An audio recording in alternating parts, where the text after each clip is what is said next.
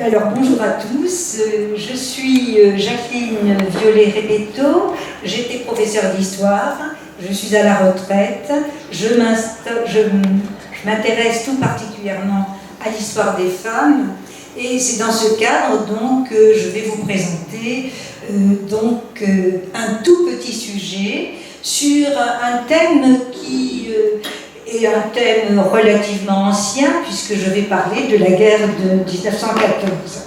Pourquoi ce choix? Parce que ce premier conflit mondial a souvent été présenté comme une guerre finalement qui a permis aux femmes de s'émanciper. Alors je suis partie de cette question, comme Françoise l'a dit, pour essayer de voir quelle a été véritablement la situation des femmes. Je me suis intéressée tout particulièrement aux Varoises et en particulier aux femmes de la région toulonnaise, y compris bien sûr la Seine, bien entendu. Voilà. Et c'est dans ce cadre-là que j'avais donc travaillé sur ce sujet. Alors donc, l'histoire de ces femmes pendant la guerre de 14, on la connaît. Je vais essayer de ne pas me tromper. Au tout début de la guerre, donc début août 14, le président du conseil de l'époque, qui s'appelait Viviani, lance un appel aux femmes. Quand on lit le dernier paragraphe, il est le suivant: debout, donc femmes françaises, jeunes enfants, filles, remplacés sur le champ du travail, ceux qui sont sur les champs de bataille. Et effectivement, pendant la guerre, les femmes vont remplacer les hommes partis au front, bien entendu, et on va les retrouver donc à la fois dans les campagnes. Il va y avoir une mobilisation extrêmement importante des femmes pour suppléer les hommes, en particulier en août 14, puisque lorsque les hommes partent au front, c'est la moisson. Et c'est à ce moment-là que, dès le début de la guerre, les femmes vont entrer donc dans les domaines agricoles où elles étaient déjà avant. Évidemment, ce que l'on a retenu aussi, c'est la participation des femmes dans les usines. Il en a été question, Stéphane en a parlé rapidement. Ici, deux photos qui sont prises à la pyrotechnie de l'arsenal de Toulon, 1917. C'est pourquoi on les a surnommées pyrotines dans la région, ou encore munitionnettes. Je vous rappelle que pendant la guerre de 14-18, près de 6000 femmes ont travaillé dans notre région, dans les usines d'armement, qu'il s'agisse des usines de la Londe, de Saint-Tropez, de la Seine et de Toulon, en particulier la pyrotechnie. 6000. Ces femmes, on les retrouve bien sûr conduisant les tramways, ça a été le cas à Toulon également. Bien sûr dans les hôpitaux, où elles vont jouer un rôle extrêmement important, notamment dans notre région où il y a eu énormément d'hôpitaux pour soigner les blessés qui revenaient du front. Et puis évidemment un nom parmi les plus célèbres, celui de Marie Curie dans sa voiture radiologique, donc qui elle non seulement est à l'arrière mais aussi sur la ligne de front. Donc une participation vraiment très importante des femmes pendant la guerre. Et il est clair que pendant la guerre, les femmes, elles ont dû gérer par elles-mêmes leur foyer, les entreprises dans lesquelles elles travaillaient. Elles ont pris de nouvelles responsabilités. Et au sortir de la guerre, elles apparaissent tout à fait différentes de ce qu'elles étaient avant-guerre, ne serait-ce que sur le plan vestimentaire. Alors là, j'ai repris une photo donc, des années 20, donc, de femmes qui paraissent tout à fait libérées, ce qui n'est pas d'ailleurs sans inquiéter les hommes. Et j'ai repris ici une caricature de la marionnette, donc, où on voit la femme qui part au travail et l'homme qui risque d'être relégué, bien entendu, aux soins du ménage. Voilà. Alors, à partir de ce constat, de cette photo en particulier, est-ce que vraiment, il y a eu une libération, une émancipation des femmes grâce à la guerre. Alors pour répondre à cette question, j'ai essayé de tenir compte de 4 éléments. Quelle est la situation des Françaises au sortir de la guerre? Le premier problème, c'est le deuil pour de nombreuses femmes, bien entendu. C'est une démobilisation sur le plan économique extrêmement brutale, vous allez le voir. C'est une nouvelle mission, il faut repeupler le pays. Il y a eu 1 400 000 morts en France, donc une hémorragie démographique énorme. Et puis, il va y avoir un combat qui est celui du droit de vote. Un combat que les femmes vont perdre, on l'a vu. Premier point, donc le deuil. Le deuil, 1 400 000 soldats morts, 600 000 veuves à l'échelle nationale. Sur le plan local, à Toulon, à peu près 1000 veuves, donc région toulonnaise, et 2000 orphelins.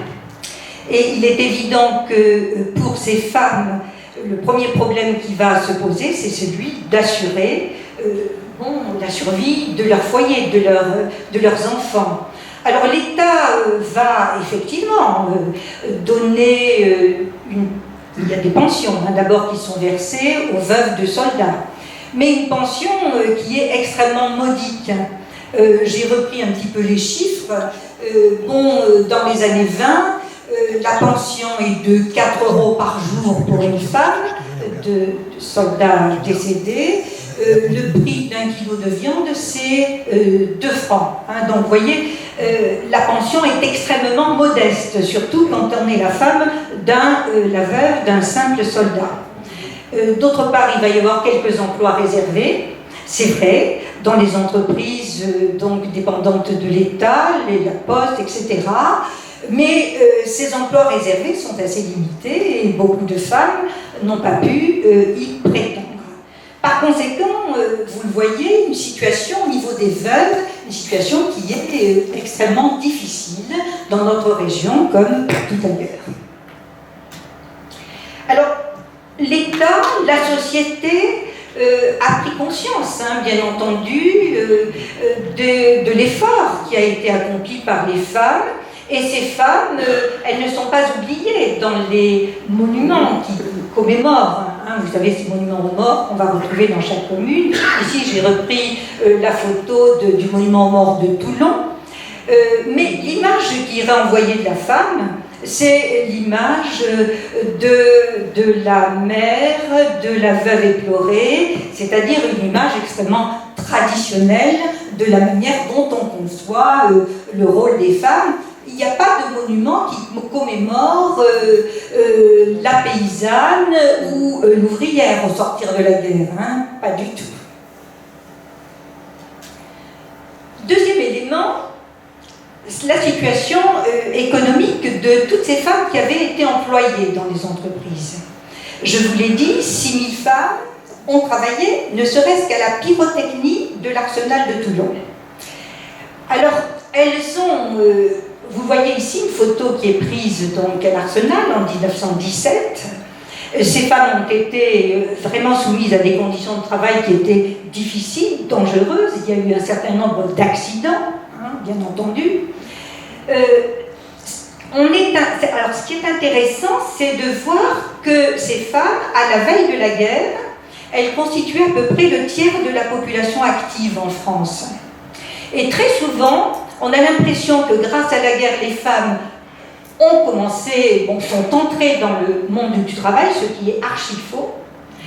Elles étaient déjà très présentes, un tiers de la population active. Finalement, pendant la guerre, évidemment, elles ont participé à l'effort de guerre massivement. Qu'est-ce qui se passe après la guerre de 14-18 ? Finalement, elles ne sont toujours à peu près le tiers de la population active au sortir de la guerre, vous le voyez, en 1926. Ce qui s'est passé, ça a été une démobilisation extrêmement brutale. Lorsque j'ai travaillé sur les archives de la pyrotechnie, de l'Arsenal, j'ai constaté qu'au mois de novembre 1918, lorsque l'armistice est signé, il y avait encore 3000 et quelques femmes qui travaillaient à la pyrotechnie. le 1er janvier 1919, c'est-à-dire peu de temps après, il n'y en a plus que 600. Que sont devenus les autres? Évidemment, elles ont été licenciées. Dans quelles conditions? Elles ont eu pour toutes et vraiment pour seul avantage 1 mois de salaire. Elles sont parties avec 1 mois, on les a licenciées avec 1 mois de salaire et on les a renvoyées dans leur foyer. Donc vous le voyez, des mobilisations extrêmement brutales qui a suscité. À Toulon, il y a eu des manifestations, les femmes ont manifesté. À la Seine aussi, il y a eu des manifestations à la Bourse du Travail, il y a eu une volonté de se syndiquer, mais tout ça a été mis de côté assez rapidement, parce qu'en fait, ce qui était important, c'était tout autre chose. C'était le retour à l'ordre normal, c'est-à-dire à celui d'avant-guerre, le retour de la femme au foyer. Et la nouvelle mission qui est donnée aux femmes n'est plus la participation à l'effort de guerre, bien entendu, mais c'est celle de repeupler le pays. Vous voyez une affiche, ici, le plus grand des périls qui menace la France et la diminution de sa natalité. Et l'Allemagne ne nous aurait pas attaqué en 14 si nous avions été 10 millions de Français de plus. Il faut par conséquent absolument repeupler le pays. C'est la priorité des années 20. Comment? Par des mesures incitatives. Alors on va voir les médailles aux familles nombreuses, enfin la commémoration des mères de familles nombreuses. Il y a pas mal de manifestations qui vont dans ce sens au cours des années 20. Mais surtout, il y a des mesures répressives. Et les mesures répressives, bien sûr, c'est la répression concernant l'avortement, bien entendu, et concernant la propagande pour la contraception. Elle est interdite en 19. Vous avez une loi qui est votée au lendemain de la guerre interdisant toute campagne anticonceptionnelle. Et il faut savoir que lorsque il y a avortement, là j'ai repris un article du Petit Var, eh bien il y en a un certain nombre d'ailleurs au lendemain de la guerre dans notre région comme ailleurs, les personnes passent en cour d'assises, parce que l'avortement est considéré comme un crime jusqu'en 1923. L'avortement est puni par la Cour de justice et passe devant la Cour de justice. À partir de 23, il va être considéré comme un délit et il va être jugé en tribunal correctionnel. En 1942, vous savez, il est considéré comme crime d'État et passible de la peine de mort, et on en aura un exemple en particulier.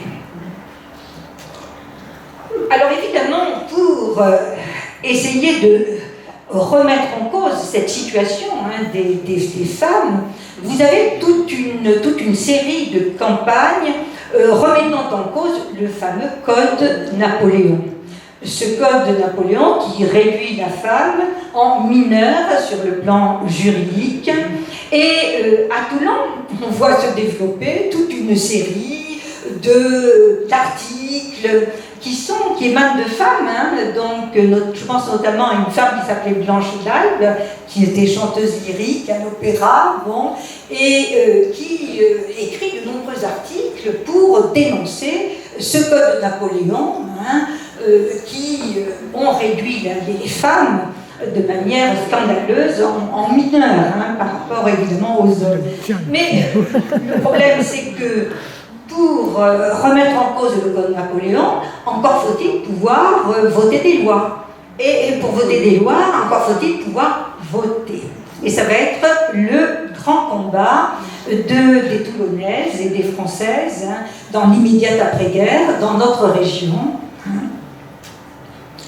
Alors, le droit de vote, c'est un droit qui est revendiqué.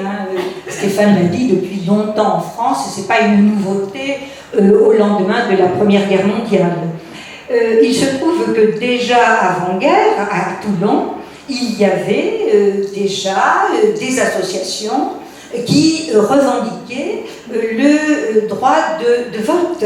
Et dans l'une de ces associations, je vais revenir là-dessus, voilà, qui est l'Union française pour le suffrage des femmes, elle est fondée en 1913 à Toulon. Eh bien, vous avez un certain nombre de femmes, 300 personnes, qui militent dans cette association. Je reviens en arrière. Ces femmes qui luttent pour le droit de vote à Toulon et ailleurs, elles sont soutenues, hein, elles ne sont pas seules dans leur combat. Des hommes, bien sûr, les ont soutenues. Et en particulier, un sénateur, Varrois, qui est assez méconnu, injustement, et qui a joué un rôle extrêmement important. Il s'agit donc de Louis Martin, qui a été député en un premier temps, puis sénateur, et qui a défendu la cause féminine vraiment constamment, vraiment. De nombreux articles, on parle dans la presse, il est intervenu à multiples reprises au Sénat, bon. Donc je reviens un petit peu, voilà. C'est ce vote, ce combat pour le droit de vote, il a abouti en 1919 déjà à un premier résultat, puisque la Chambre des députés, l'Assemblée nationale, s'est prononcée en faveur du droit de vote, majoritairement. Le problème, ça a été le Sénat. Il se trouve qu'au Sénat, il y a eu une sorte de conjonction entre les partis de droite, du moins une partie de la droite, et d'autre part le parti radical, pour s'opposer systématiquement au droit de vote, donc pour les femmes. Et à partir de 1919, il a été demandé au Sénat de mettre la question du vote des femmes à l'ordre du jour. Le Sénat a résisté jusqu'en 1922. En 1922, le débat enfin était ouvert et j'essaie de voir si je regarde, vas-y. Voilà. Donc le débat est ouvert et on va voir des arguments inouïs être échangés pour s'opposer au droit de vote des femmes. Elles sont inférieures, vraiment une infériorité sur le plan à la fois physique, psychologique, elles sont émotives. Donner le droit de vote aux femmes, c'est aller à l'aventure finalement. Qu'est-ce qu'elles vont voter? Est-ce qu'elles ne vont pas d'autre part abandonner leur foyer? Enfin, il y a toute une foule d'arguments qui sont avancés pour remettre en cause ce droit revendiqué par les femmes. Et finalement, en 1922, lorsque la question est enfin posée, les sénateurs s'opposent au droit de vote. Et par conséquent, les femmes qui se sont battues, notamment dans l'immédiate après-guerre, estimant que ce n'était que justice d'obtenir ce droit de vote, eh bien, elles ont échoué dans leur combat. Et cela est d'autant plus inouï en France, que quand même la France, c'est la patrie de la Déclaration des droits de l'homme et du citoyen. C'est d'autre part, les alliés de la France à l'époque donnent, un certain nombre de pays donnent le droit de vote aux femmes. Et si l'on regarde la carte, c'est quand même intéressante, 1919, là, voilà, c'est à la veille donc, du vote par le Sénat. Donc là, les Françaises ne votent pas. On fait une carte, en noir apparaissent les pays qui n'ont pas donné le droit de vote aux femmes en 1919. Ce qui est en blanc a donné ce droit de vote aux femmes. Et vous le voyez que la France se trouve dans une position tout à fait inouïe, invraisemblable. La question du droit de vote va être reposée à plusieurs reprises en 1925, en 1927, en 1932, en 1935, en 1936. La question revient au Parlement. et s'opposent, et on voit une opposition du Sénat systématique donc pour ce vote des femmes. Je souligne que le Parti radical craignait que les femmes étant sous l'emprise de l'Église votent dans un sens qui ne lui convenait pas. Voilà. Donc, voilà la situation au sortir de la guerre. Par conséquent, si je conclus assez rapidement, eh bien, on constate que la Première Guerre mondiale n'a pas permis aux femmes de s'émanciper. Aucun des droits qui étaient revendiqués par les femmes avant 14 n'ont obtenu satisfaction au lendemain de la Première Guerre mondiale dans notre pays. Voilà.